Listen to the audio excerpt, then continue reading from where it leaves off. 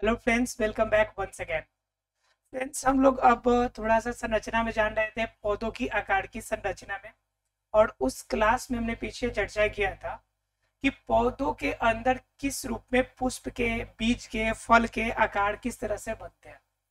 अब जानना है क्या कि आवृत बीजी के कुछ कुल के बारे में जानना है कि आवृत बीजी पौधों के अंदर कौन कौन से कुल होते हैं और किस प्रकार उसके अंदर विभेद किया जाता है, उनके सभी के बारे में थोड़ी विस्तृत जानकारी लेनी है। आवृत बीजी कहने का मतलब आपको समझ में आता होगा कि आवृत बीजी अनावृत बीजी दो अलग अलग भागों में हम लोग पौधों को बांटते थे।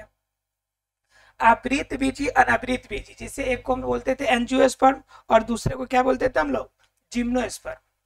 ध्यान दीजिए थोड़ा सा, हम लोग प्लांट्स को अर्थात कि पौधों को दो हिस्सों में बांटते थे, ठीक है। और एक को हम क्या कहते थे, एंजियोस्पर्म, एंजियोस्पर्म, और दूसरे को क्या कहते थे, जिम्नोस्पर्म। ये दो हिस्सों में हम लोग काटते थे।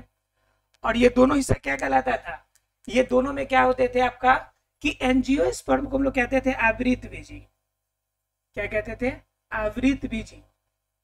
और इसे क्या कहते थे हम लोग, अनावृत बीजी,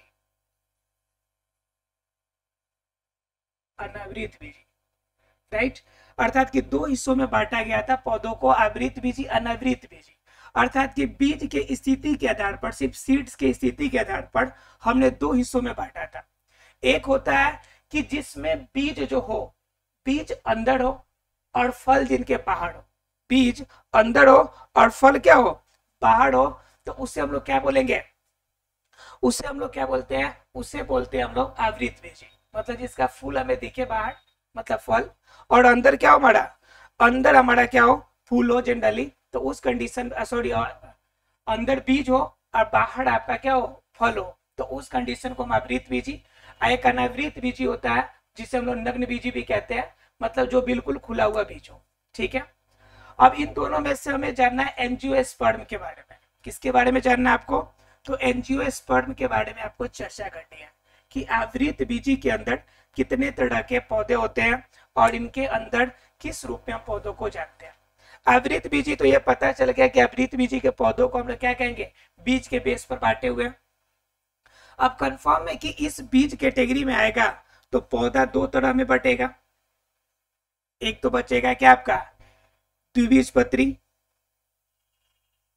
द्विबीज पत्री, अर्थात कि डाइकेटेलेडोन।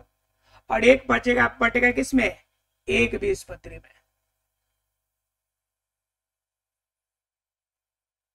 यानी कि द्विबीजपत्री और एक बीजपत्री, अर्थात कि मोनोकेटेलेडोन और डाइकेटेलेडोन, दो हिस्सों में बटेगा आपका आवृत बीजी, ठीक है। इसमें किसी को कोई डाउट नहीं होगा।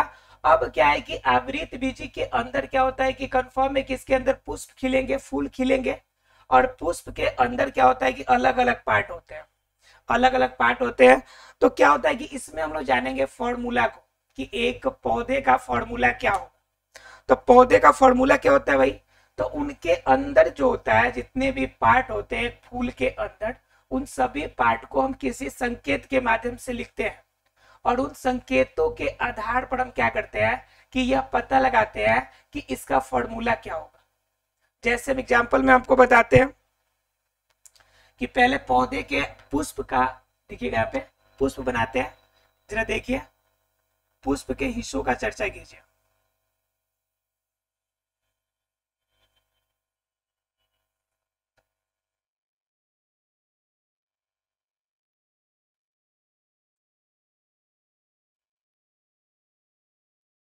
देखिए इस रूप में आपका मान लीजिए कि पुष्प है।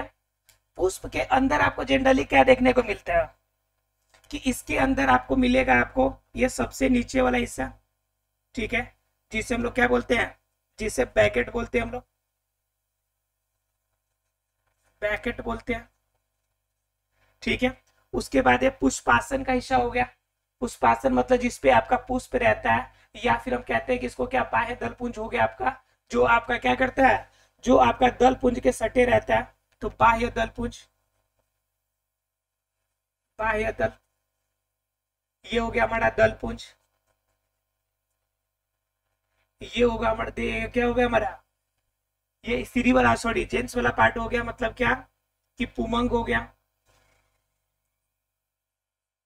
और ये वाला हिस्सा क्या हो गया हमारा, जयांग हो गया। ठीक है, तो ये हमने कुछ पार्ट जाने इनके बारे में।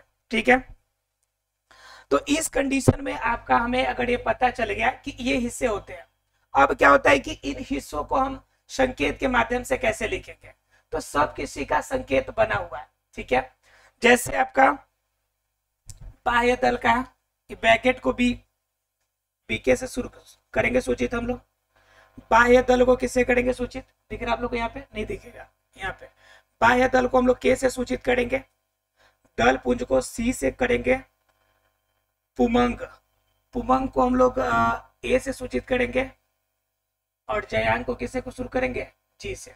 ठीक है, तो ये हम लोग क्या कर लिए, इसके कुछ पार्ट हो गए।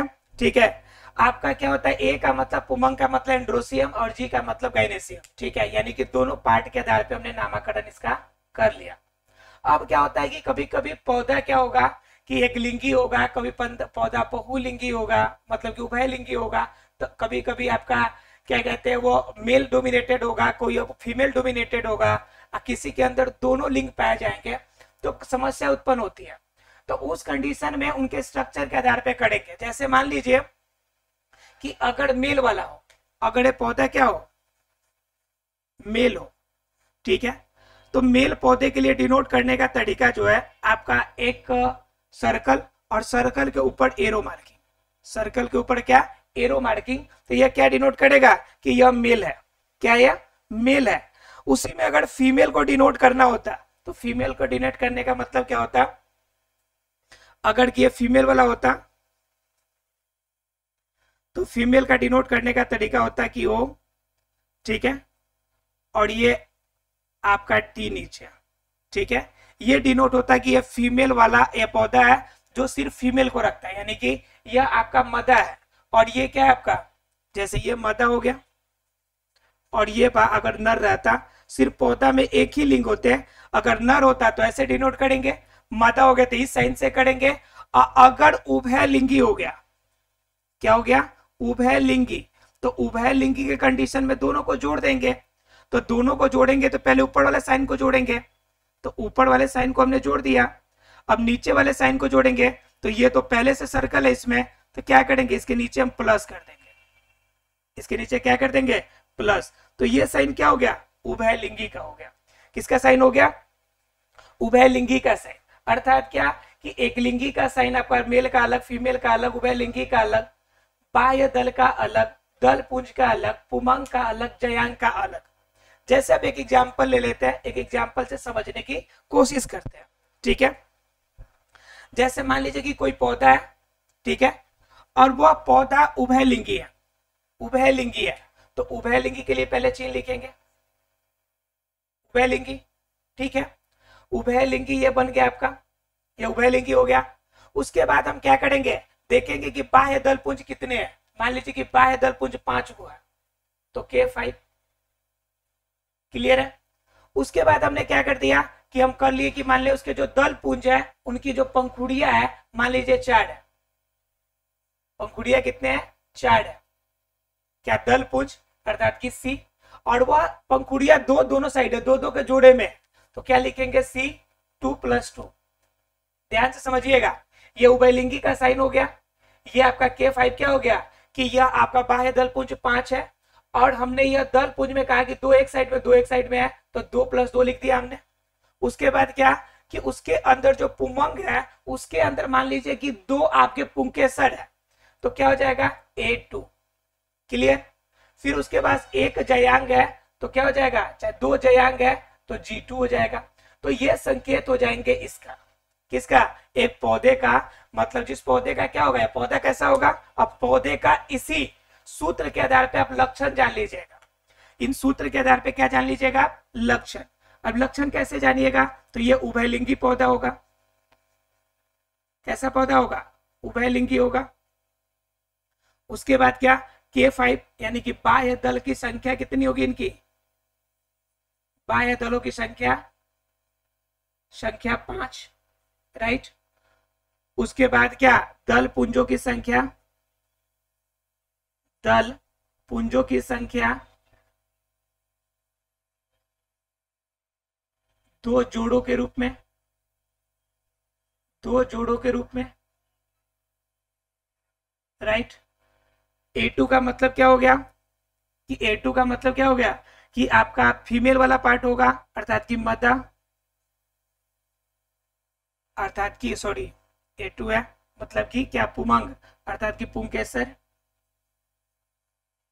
पुंकेसरों की संख्या कितनी होंगी, दो होंगी,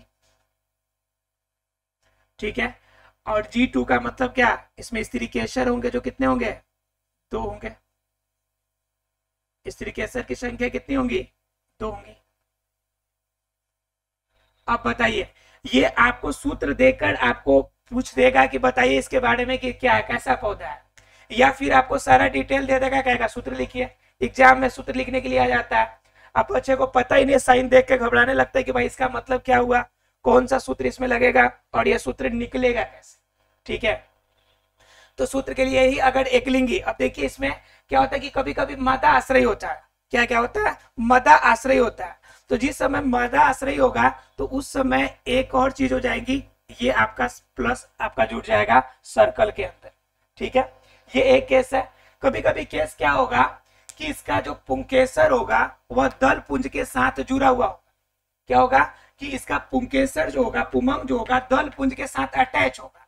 तो जब दोनों अटैच होंगे तो उसका भी लिखने का तरीका है कि लिखेंगे क्या, ए और सी, ये दोनों अटैच है तो ऊपर से हम चाप दे देंगे, तो ये क्या हो गया कि उसमें मालूम चल जाएगा कि पुमंग इसके दल पुंज से जुड़ा हुआ है।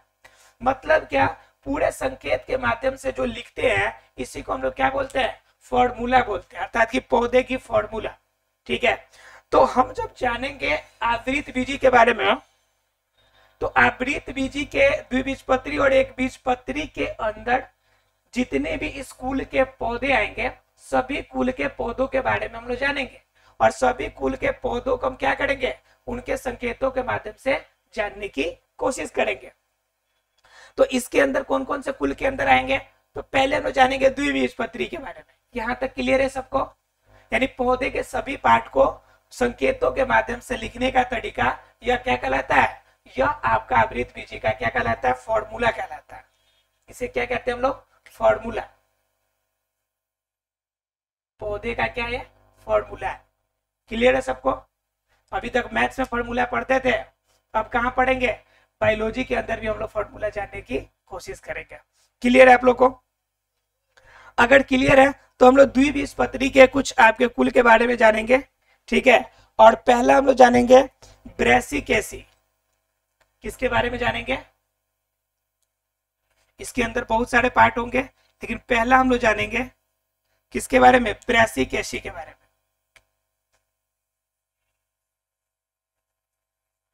ब्रेसिकेसी कि इस कुल के पौधे जो होंगे किस किस रूप में होंगे, इनके अंदर क्या क्या स्ट्रक्चर पाया जाएगा, इन सभी के बारे में जानेंगे। फिर इसी तरह से अगले पार्ट के, यानी कि लगभग दोनों में से दो दो तीन तीन हम लोग जानेंगे, ठीक है। यानी कि इसके अंदर जितने भी कुल के होते हैं इन सभी कुल के हम लोग एक एक का जानने की कोशिश करेंगे। चलिए पहले जानते हैं ब्रेसिकेसी के बारे में। तो जिससे भी अगर ये आपका फॉर्मूला क्लियर होगा तो ब्रेसिकेसी समझने में आसानी होगी, क्योंकि जब मैं इसका डिटेल बताऊंगा उसके बाद आपको फिर फॉर्मूला लिखना होगा। तो फॉर्मूला किस आधार पर लिखिएगा, जब इनके बातों को आप समझ जाइएगा, ठीक है, और उनके आधार पर आप फॉर्मूला लिख लीजिएगा। चलिए बिना लेट करते हुए ब्रेसिकेसी को हम लोग जानते हैं थोड़ा सा। तो इनके स्वभाव के बारे में बात करें तो यह पौधा जो होगा, ये जो होगा पौधा, ये पहला नंबर केस की यह वार्षिक पौधा होगा, मतलब कि एक साल तक ये पौधा रहेगा। वार्षिक पौधा होगा मतलब कि एक साल में यह पौधा एक बार लगेगा। पहला केस कि यह पौधा कैसा होगा, वार्षिक होगा। अगर जड़ की बात कीजिएगा तो इनमें पढ़ाया क्या होता है कि जो जड़ें होंगी वह जड़ें हो सकती है कि यह आपका 2 वर्षों तक चलने वाला हो, 1 वर्ष में खत्म हो जाए, लेकिन फिर से भी आपका जड़ इसका बना रहे। 2 वार्षिक हो सकता है, त्रिमासिक हो सकता है, त्रिवर्षिक, ठीक है। इस रूप में इनकी जड़ें हो सकती है। क्या हो सकती है, इनकी जड़ें हो सकती है। पौधे जनरली वार्षिक होते हैं। अवार्षिक कहने का मतलब क्या कि 1 साल 2 साल आपका 3 साल भी चलेगा, 1 साल 2 साल 3 साल तक भी आपका चलेगा। ठीक है, जड़ें जो होंगी द्विवार्षिक त्रिवार्षिक आपका जड़ें भी आपका विकसित होंगे। ठीक है, लेकिन एक चीज ध्यान रखिएगा कि यह पौधा जो होगा सामान्य रूप से बड़े पौधे के रूप में नहीं विकसित होगा, यह शाकीय होगा। शाकीय मतलब समझते हैं आप लोग, जिनका उपयोग आप साग के रूप में कर सके। जैसे मान लीजिए पालक खाते हैं, तो पालक क्या है, पालक एक शाकीय पौधा है। पालक क्या है, एक शाकीय पौधा है, क्योंकि इसका साग बनता है और साग का इस्तेमाल आप उनके पत्तियों को खाने के रूप में इस्तेमाल करते हैं। तो इन पौधों को हम क्या बोलेंगे, शाकीय पौधा कहेंगे। क्या कहेंगे इसे, शाकीय पौधा। इनके अलावा चौथा क्वालिटी में बात करेंगे, तो चौथा क्वालिटी में बात करेंगे तना का। ठीक है, तो आपका पौधा शाकीय है तो कंफर्म है कि इनकी तना किसके रूप में होगा, शाकीय रूप में ही होगा। तना भी किस रूप में होगा, शाकीय तना भी मिलेगा हमें। तना भी किस रूप में मिलेगा, शाकीय। तो ये हमने जड़ें जान ली है, इनकी क्वालिटी जान ली, इनकी स्वभाव जान ली है। अब क्या होता है कि इनके बारे में स्ट्रक्चर जानेंगे हम लोग, पत्तियां के बारे में। किनके बारे में जानेंगे, पत्तियों के बारे में। ठीक है, तो पांचवा क्वालिटी इनका कि इनकी पत्तियां जो होती है एकांतर होती है। पत्तियां जो होंगी कैसा होंगी, एकांतर। आप लोगों को बताया था कि 3 प्रकार के मैंने पत्तियां आपको बताया था, 3 प्रकार की पत्तियां बताया था, जो एक दूसरे के बिल्कुल स्वतंत्र हो, वो एकांतर। एक दूसरे के दोनों तरफ लगे हो तो युक्त रूप में रहता था, और एक ही जगह से बहुत सारे निकलते हो तो बहु रूप में रहता था। तो यह एकांतर होता है, मतलब जो दोनों तरफ नहीं रहेंगे, युक्त के रूप में नहीं रहेंगे, एक यहाँ पे और एक यहाँ पे। जैसे मान लीजिए ऐसे है, ये देखिए ऐसे केस में है तो एक साथ दोनों नहीं है, तो इससे हम लोग क्या कहेंगे, एकांतर कहेंगे। ठीक है, तो पत्तियां कैसी मिलेंगी, एकांतर मिलेगी। आप पुष्प क्रम की अगर बात करेंगे तो असीमाक्ष मिलेंगे। कल मैंने पुष्प क्रम में बताया था आपको, पुष्प कैसे मिलेंगी, असीमाक्ष। सीमाक्ष और असीमाक्ष मैंने बताया था। असीमाक्ष में बताया था कि आपको कि वैसे पौधे होंगे जिनकी वृंत जो होती फिक्स नहीं होती है, जिनकी लंबाई क्या होगी, जिनकी वृंत फिक्स नहीं होगी, वृंत का आकार फिक्स नहीं, आकार फिक्स नहीं रहेगा, तो उसे हम लोग क्या कहते हैं, असीमाक्ष कहते हैं। और ये पुष्प विन्यास की बात कर रहा है। किसकी बात कर रहा है, पुष्प विन्यास की। पुष्प विन्यास कैसा होगा, असीमाक्ष होगा। क्लियर। अब थोड़ा सा मिटाना पड़ेगा साइड में, ताकि हम लोग क्या करें, इसको जानने की कोशिश करें। चलिए इसको मिटाते हैं, यहां से लिखना शुरू करते हैं।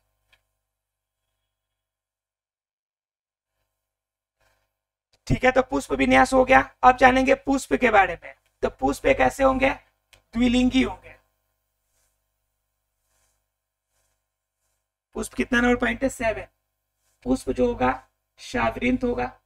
शावृंत का मतलब समझते हैं इसके अंदर वृंत होगा, और क्या होगा, द्विलिंगी। द्विलिंगी का मतलब समझते हैं आप, उभयलिंगी। द्विलिंगी का मतलब क्या हो गया, कि उभयलिंगी हो गया।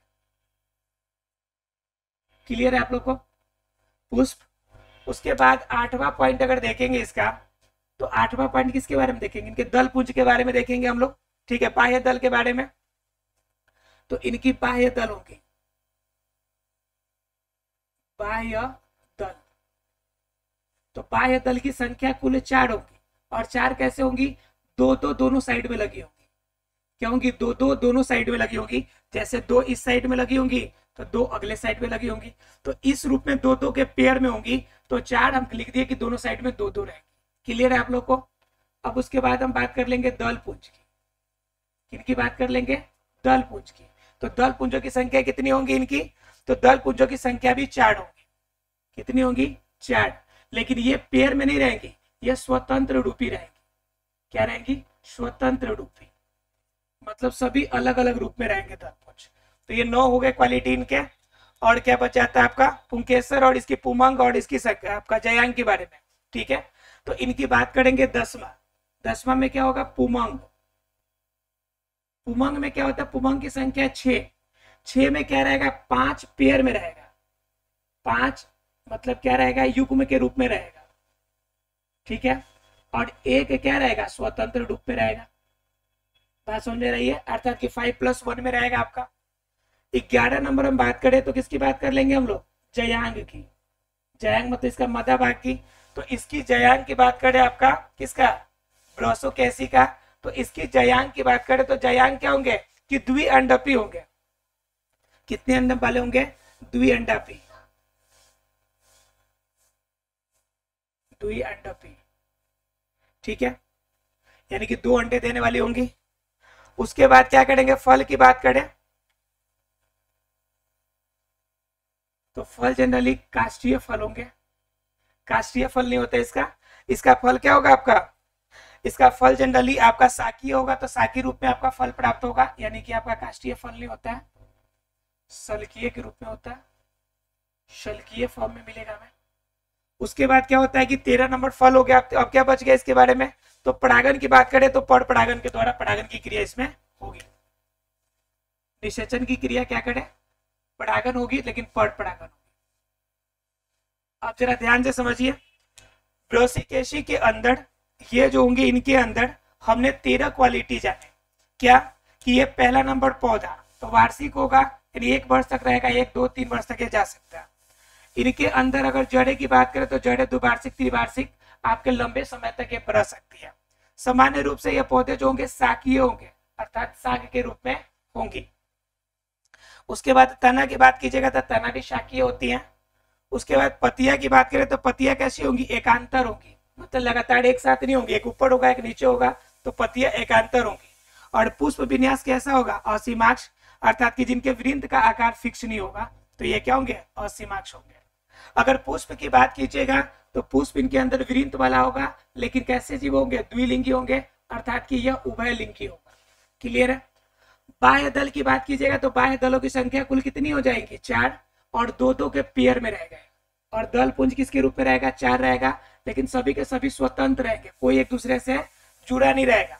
और पुमंग की बात कीजिएगा तो इसके अंदर 6 पुंकेसर होंगे, पुंकेसरों की संख्या कितनी होंगी, 6 होगी, ठीक है। और जयांग में बात कीजिएगा तो अंडों की संख्या कितनी हो जाएगी, इसके अंडों की संख्या 2 होंगी, अंडों की संख्या कितनी होंगी, 2 होंगी। और फल कैसा होगा, शल्कीय होगा, और परागन कैसा होगा, पर परागन की क्रिया इसमें होगी।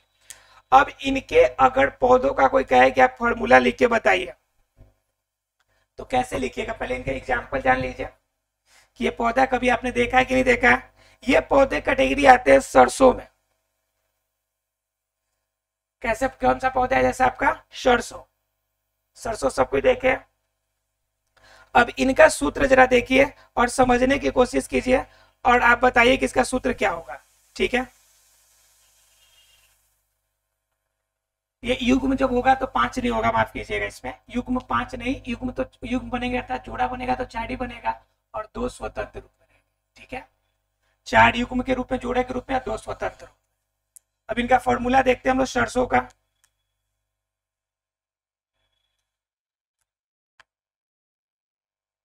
इसके एग्जाम्पल में आएगा सरसों, ठीक है। और सरसों का फॉर्मूला देखने की हम कोशिश करते हैं। सरसों की क्या देखेंगे हम लोग, फॉर्मूला, कि सरसों का फॉर्मूला क्या होगा। तो पहला नंबर क्या चीज कह रहा है कि यह उभयलिंगी होगा, तो उभयलिंगी के लिए संकेत हमारा क्या हो जाएगा, संकेत हो जाएगा ओ, एरो मार्किंग, और नीचे टी, हो गया। उसके बाद क्या होता है कि ये जनरली मात्रिक आपका डिनोट करने वाला होता है, तो इसके लिए क्या हो जाएगा, सर्कल के अंदर हमारा प्लस का साइन हो जाएगा। उसके बाद बात करेंगे हम लोग बाह्य दल की, तो बाह्य दल की संख्या कितनी है, 4, 2-2 के रूप में, पेयर के रूप में, तो के हो जाएगा 2 + 2। बोलिए, क्लियर है आप लोग को यहाँ तक। उसके बाद किसकी बात करेंगे हम लोग, दल पुंज की, तो दल पुंज होंगी जो चारों के चारों क्या होंगे, स्वतंत्र होंगे, तो क्या हो जाएगा यहाँ पे C4, क्लियर है यहाँ पे।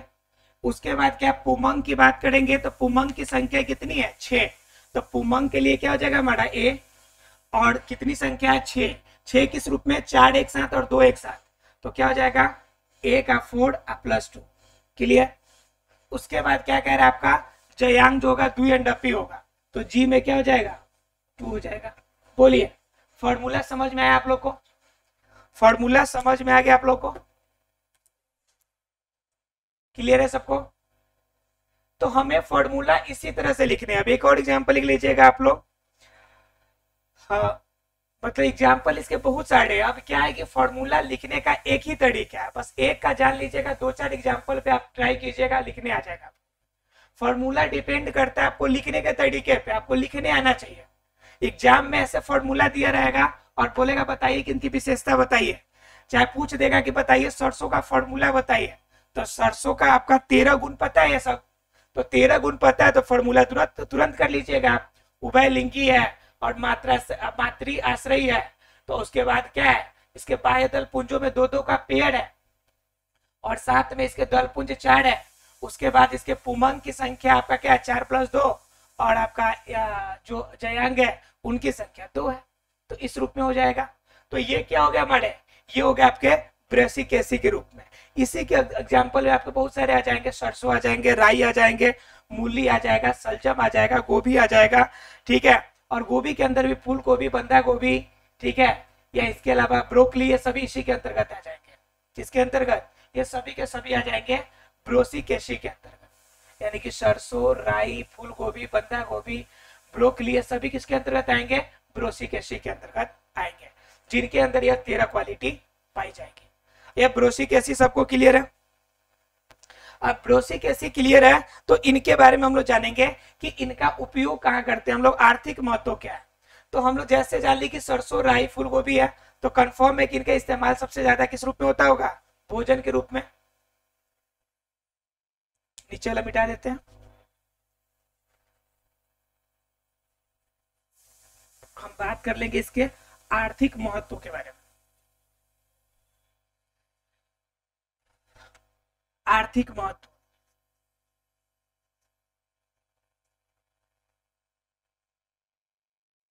तो आर्थिक महत्व में क्या मिलेगा हमें, सरसों से क्या फायदा है बताइए। सरसों का रूप खाने के रूप में कर लेते हैं, साग के रूप में खाने के रूप में इस्तेमाल करते हैं, शाक के रूप में खाते हैं, अर्थात कि खाने के रूप में। इसके अलावा क्या कर लेते हैं, पौधे के चारे के रूप में, पौधे के चारे के रूप में, मतलब कि भोजन के रूप में आपका पौधे भी इस्तेमाल कर सकते हैं और आपका जीव भी यानी कि मानव भी इसका इस्तेमाल कर सकता है, ठीक है। अब इसके अलावा साग के रूप में भी, पौधे के रूप में। अब इसी में मूली सलजम भी तो है, तो मूली सलजम क्या हो जाएगा आपका, मूली सलजम गोभी, मूली सलजम गोभी, इन सभी को हम क्या करते हैं, खाने के रूप में इस्तेमाल करते हैं, खाने के रूप में। तो ये हमारे लिए क्या हो जाएंगे, पहला नंबर भोजन के रूप में। आर्थिक महत्व में पहला पॉइंट क्या हो जाएगा कि भोजन के रूप में इसका इस्तेमाल हो सकता है, भोजन के रूप में, ठीक है। दूसरा कंडीशन क्या है, पहला तो भोजन के रूप में, दूसरा क्या कर सकते हैं, इसका सरसों है, राई है, तो कंफर्म है कि इनका हम तेल भी निकाल सकते हैं, तो तेल के रूप में, तेल के रूप में। तो तेल में क्या आ जाएगा आपका, सरसों और राई का हम क्या कर लेते हैं, तेल का इस्तेमाल कर लेते हैं।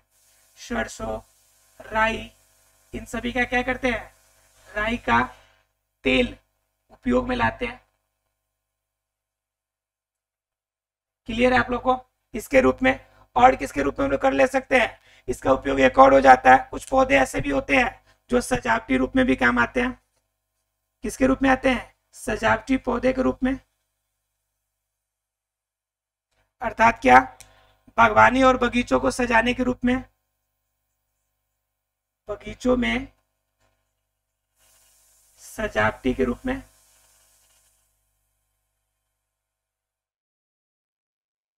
क्लियर है आप लोगों को। अर्थात कि इस रूप में, तीनों रूप में इस्तेमाल कर सकते हैं, भोजन के रूप में, तेल के रूप में, सजावटी पौधों के रूप में। अर्थात कह सकते हैं कि ब्रेसिकेसी जो है आपका अलग अलग रूप में आपका इस्तेमाल किया जाता है।